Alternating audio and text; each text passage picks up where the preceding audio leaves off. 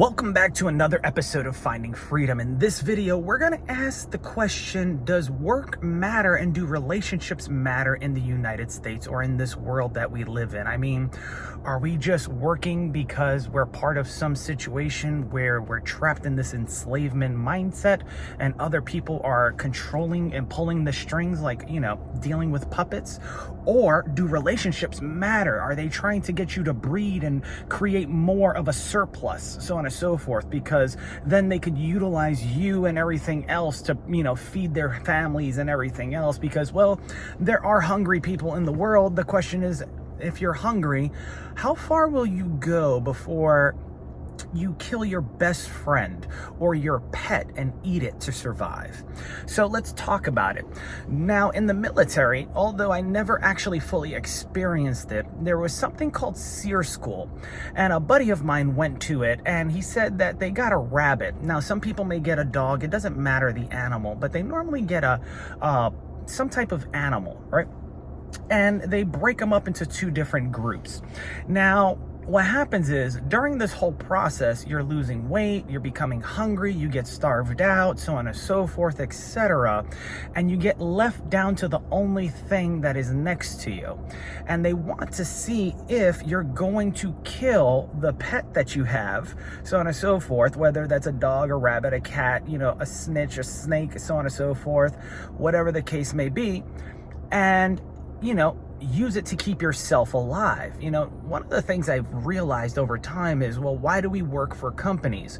Well, if we don't work for companies, companies won't survive. If companies don't pay taxes, the government won't survive. That operates like a business. And if the government can't survive, well, then what does that mean for everybody else, right? Because you have to think about it, right? The motto of the United States is freedom, right? Land of the free. Or the way I like to break it up is, are you free or are you dumb, right? If you break it up like that, maybe you'll be able to see things a little bit better, right? Because what's free in this world? Well, nothing. Everything comes at a cost and everything has a price. You want to work? Well, you're going to sacrifice time. You want money? You're going to sacrifice a lot of things in order to figure out how to make more of it than the position that you're already playing as an employee. If you want to be an investor, well, you're going to have to take risk and you're going to have to be willing to lose your money, right? That you sacrificed your time, health, wealth, and happiness for. Then, of course, there's the psychology and the aspect that, well, I live in a free country. Why can't I say certain things? Sometimes I wonder, are our thoughts just as free as our words? Because sometimes people will try to get offended, and I'm just like, what is your problem? Like, who the fuck are you? And so sometimes I can't talk like that because, well, call it a militaristic trait or a potty mouth, because I'm from New York City and we just like to just say it as it is. But in certain areas, they don't take kindly to certain tones and pitches and words, which is very interesting because if you read the book by Stephen Covey, The 7 Habits of Highly Successful People, and I've said this over and over again, and I know I sound like a broken record, but most people listen to respond than listen to understand. So the moment you have a conversation and somebody else is trying to push your buttons or think that they're pushing your buttons, is maybe because, well, did someone tell them something? Are they thinking something? Did they interpret something the wrong way? Maybe their language is broken. Maybe they're crazy and they just don't understand. It's interesting to me because with all the innovations in the world, why are people still left hungry? Why are still people left without water? Why are there homeless people on welfare, so on and so forth, when we have AI and people have the ability to work remotely? So it makes me think and wonder, certain things, right? Well, can you actually work, or are you just collecting the paycheck and milking the system so that you can get away with something else because you don't want to put that much effort into it? But then you complain about your environment, you complain about your apartment, you complain about your car, you complain about the shoes, you complain about the clothes, you complain about your hair, you complain about that the girls don't like you, you complain that you're not big enough, strong enough, so on and so forth, whatever the case may be.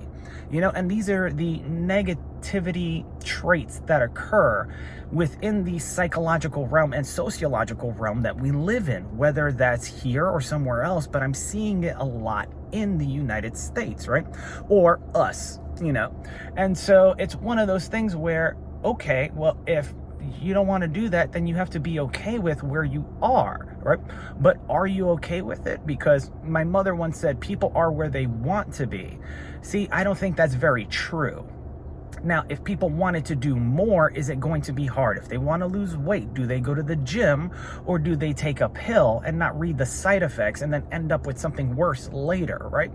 On cigarettes, they have a warning label, right? Can cause cancer and everything else. But if you do your due diligence, not to say that everything's invincible, however, if you study a tree with all the pollution and everything like that, the tree always manages to survive even though it's being polluted. Why is that? Well, maybe because the tree learned how to breathe, right? Just like individuals should learn how to breathe. If you study the medical journals, it's been said that nicotine gets released through sweat and everything like that. So if you're a smoker, maybe going to the gym might help you out and improve your lungs. They may not look pretty. Yeah, you may have some issues. However, when you work out, you also speed up your metabolism, which processes things faster, right? I had someone come to me and they were like, oh, but what about the ATP and energy and all that? I'm like, yeah, that comes from the mitochondrion. So if you understand the mitochondrion and you train that, then it'll produce more. And of course, in physics, everything has an opposite to equal reaction. So if I work out and the days that I don't work out, I'm probably going to have more energy because my body was trained to go ahead and put out a certain amount of output. It's the same thing in life if you're working. It's the same thing in business. It's the same thing if you're raising a family or you're trying to start one. It's the same thing in relationships. And so you have to train yourself to get not only used to these things, but become, yes, both introverted and extroverted, because I've seen this happen time and time again. Yes, introverts do like the video games, cars, and PC stuff and everything like that. But they become extroverted when they play those games like Diablo or StarCraft or World of Warcraft and Final Fantasy and the Sim City and all these things. They begin to open up if you ask them questions about that thing. Think Minecraft, right? Or Fortnite. Right? These are the games that educate the children or the adults or whomever plays them on what they should do in this world. What do they want to do? And the only way to figure that out is to figure out what they're paying attention to. Now, extroverts are very talkative. They'll go ahead and they'll go out. They'll talk to different people. They'll say it verbally. They don't have to hide it because they're easier, It's one of those things where I had a therapist tell me, oh, you need to find balance. And I think the right balance would be between extrovert, right, and introvert, right? And some people, I think it's called an omnivert or something like that. I got to work on it. There's herbivores and all that, but that's a different realm. But you have your extrovert and your introvert. Now, there's a middle, and once you find the middle, as they say, you can be both extroverted and introverted. Yes, you can enjoy a book at a coffee shop. Yes, you could go out dancing. You can go out to a bar and have fun with your friends, or you could just sit there and watch the game, or you could go to the local laundromat or restaurant and sit with your girlfriends and boyfriends and talk and so on and so forth, right? However, the thing is that people never realize that if they position the energy and the effort that they're taking, right, to complain and do all these other things, right, and put it elsewhere, they would probably get better results, right? So if you were to take that energy that keeps you on the sofa or in the house or whatever, or just on the phone, etc., and go outside and go for a walk, will you not burn calories? Will that not release endorphins, which are the feel-good chemicals in the body that'll make you happy if you're feeling sad? If you speed that up, will you not get stronger? If you are hibernating, let's just say that, because bears hibernate, not to call out fat people, but bears hibernate for a certain reason. Couldn't you maybe move a little bit so that maybe you can go ahead and do other things, right? Like, I don't know, not die from a damn heart attack or diabetes or whatever the case is happening now, right? Or what about the people that are extremely skinny but want to be stronger so they can hang out with the guys and not feel intimidated, right? Or go out and not feel intimidated? Could you not study martial arts? Could you not pick up a weight, do some push-ups? Could you not just exercise your mind but your body as well, so that not only do you have a sharp sword mentally, but you have a sharp sword physically, right?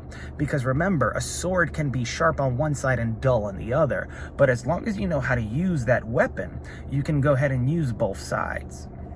Now, when it comes to everything else in life, right? Our words, our thoughts, our behaviors, well, do you want to be trained, or do you want to help others live a better life, right? And become a trainer, right? Not to quote Pokemon here and catch them all, but there's a difference, right? Do you want to be trained like an animal, right? Or a dog, or whatever the case may be, or would you like to be a trainer? Does that make sense?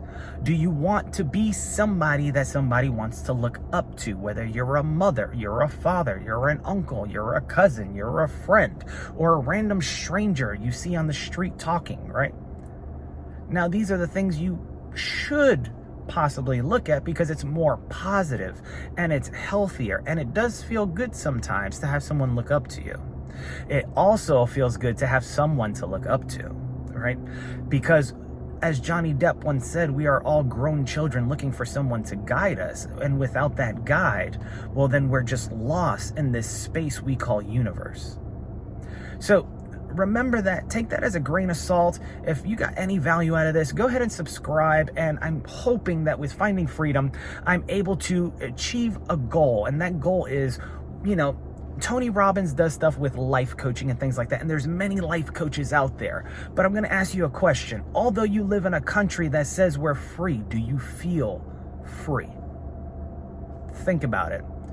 Till next time, my friends, take care, have a great day, and I'll see you in the next episode of Finding Freedom.